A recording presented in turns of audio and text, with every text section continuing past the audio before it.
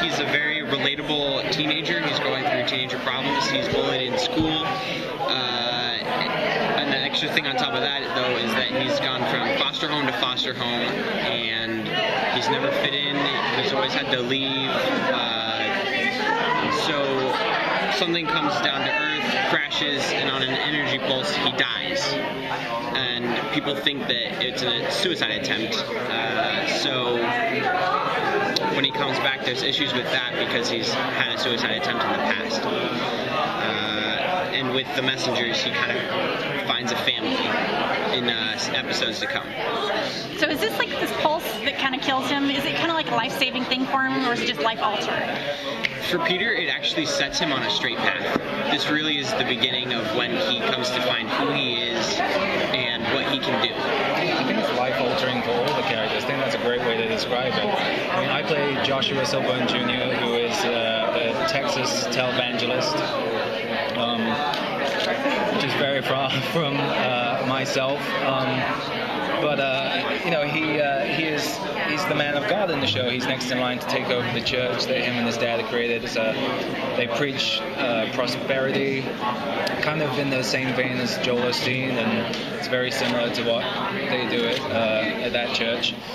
And what's great about Joshua is, you know, they preach about this God of love, and if you do this, you will get this. And then after the thing crashes and they wake up, and he's the one who has seen God and spoken to him, and it's a very different God than the one that they preach about. And it's a great struggle that he has immediately with his faith, and it's a great journey he gets to go on throughout the season. So does he leave his church? I couldn't tell from the pilot if that was something he abandons right away. Yeah, he does. I mean, he kind of ebbs and flows back and forth throughout the season, I would say. It's a very dark struggle he goes on as we move forward. Well, are they being called to a higher purpose, or is this just a wake-up call for each of these individuals? I mean, it's a higher purpose, yeah. They've become the angels of the apocalypse. And they are, basically challenged with saving the earth. And they have, they don't know about each other yet, as you see in the pilot, and eventually they all come together, and they're all from very different backgrounds, and you have to find a way to believe in it to begin with, believe in what they've been asked to do, and then find a way to work together. Having, we have someone who has a Jewish background, someone who is an atheist, and myself, the Christian. It's this great struggle, and I think it speaks volumes to what we kind of go through in real life, trying to understand each other and work together, though we all have differing opinions on things. Well, there was a hint that there were wings involved. We saw shadows of wings anyways. Do you guys actually come out and wear wings at some point? No, those they show up in reflections and in mirrors, but we never actually we don't actually physically we're not walking down a runway. They're more of a reflection of what we have become. And what's their journey like as far as, will they be encountering the mysterious man at any point soon? Yes, he plays a very big part in the whole show. Through season 1, we don't really know much about him. In episode 2, we find out a little bit. And throughout the first several episodes, he's tricking us, he's fooling us. He'll come into contact with us all at some point, yeah. He's a little dangerous. I wouldn't want to come into contact with him. I think it sticks pretty close to the Book of Revelation.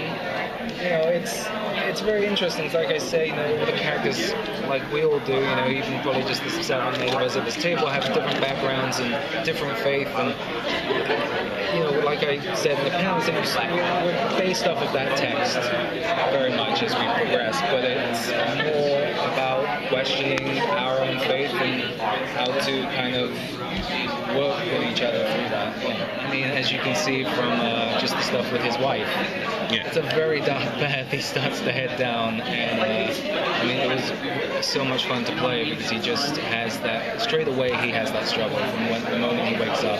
Most of them, as you can see, don't really recognize what's happened to them, but Joshua knows straight away, and it's just a very sharp turn, the way he was raised, the way the love and the belief that he had and the faith that he had just in his dad is immediately shattered when he wakes up, and it kind kind of sets him on this path of finding himself again and finding his faith again. Well, what sort of draws them to each other? It seems like they're all so separated. There's no reason to be connected or drawn to each other initially.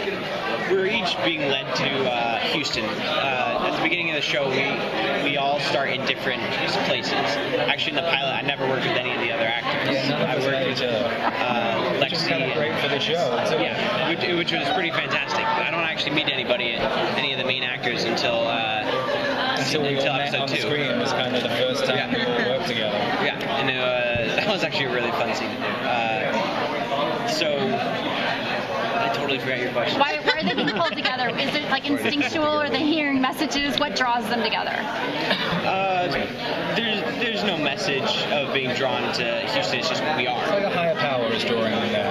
For one reason or another, they're all kind of being directed to where Joshua is and where we see roses at the end of the show. We all have such a fascination with the end of times, don't we? We all have such a fascination with how destructive we can be, and the fact that global warming is very prevalent in the time that we live in now, and I think people are just fascinated by these sort of stories that kind of show what we would have, how we need to come together to make the world, keep the world going. And it's, that's what I love about our show, is that I feel like that's really what it speaks to. And, I think global warming is a great thing to kind of reference, and that how many people still don't believe in it, and how that, that constant struggle that we're still having when it's, quite obvious that it's going on. And that's a thing kind of the characters go through with, it's hard to believe the book of Revelation is coming to pass, but these things keep happening to them, and you have to believe it. It's happening in front of your face, and they kind of help each other regain that faith, I guess. He is quite lost in the beginning. It's quite a shock to his system. The whole thing he's built his life around completely shatters, so he gets there. He will get there. The show is set up with the religious background and backdrop of Revelation from the Bible. But really, it's not about the religion of the Bible or Christianity. It's really about the faith of the characters.